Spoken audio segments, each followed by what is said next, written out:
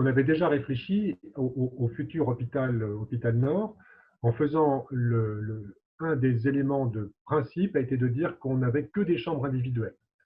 Donc, c'est un des éléments qui a basé la réflexion et effectivement, il est prévu qu'il n'y ait que des chambres individuelles. Donc ça, c'est un point qui, en termes de risque infectieux, est très important puisqu'on sait bien que l'isolement géographique, la mise à distance des patients les uns par rapport aux autres et le fait d'avoir des barrières géographiques améliore la qualité des mesures de prévention.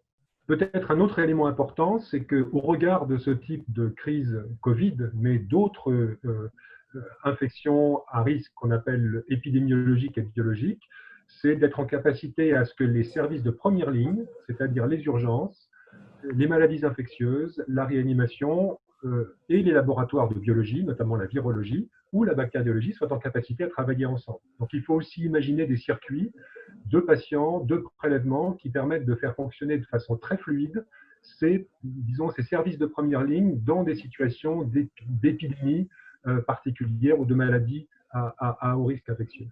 L'hygiène hospitalière, c'est avant tout des comportements auprès des patients.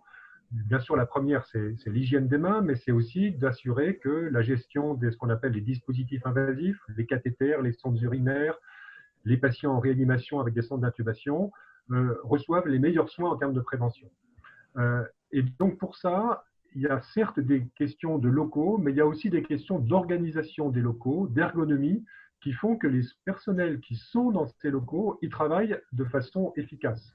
C'est-à-dire que la distance à parcourir entre le poste de soins et la chambre du patient soit la plus courte possible, que les locaux soient adaptés à travailler de façon très collaborative, même si les chambres sont individuelles, que les locaux soient aussi à géométrie un peu variable pour s'adapter par exemple, à la prise en charge de patients qui ont des bactéries très résistantes. Donc, il faut aussi imaginer des organisations spatiales qui permettent de prendre en charge ces patients de façon un peu séparée des autres patients. Donc, ce n'est pas une question de locaux uniquement, c'est aussi une question d'ergonomie de travail et d'organisation pour qu'on travaille de la façon la plus efficiente possible.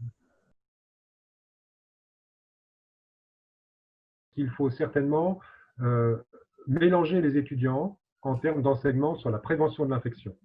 Et on pourrait très bien imaginer qu'il y ait des cursus qui ne soient pas par filière, mais qui soient en associant des filières médicales, des filières infirmiers, des filières odontologiques et pharmacie.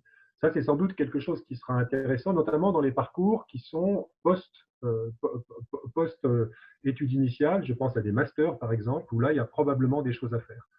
Comme dans beaucoup de spécialités, on peut beaucoup progresser avec la simulation, la mise en situation de risque infectieux ou de pratiques qui va associer des bonnes pratiques d'infectieux. Et ça, la simulation sera certainement un des enjeux importants pour le prochain caucus.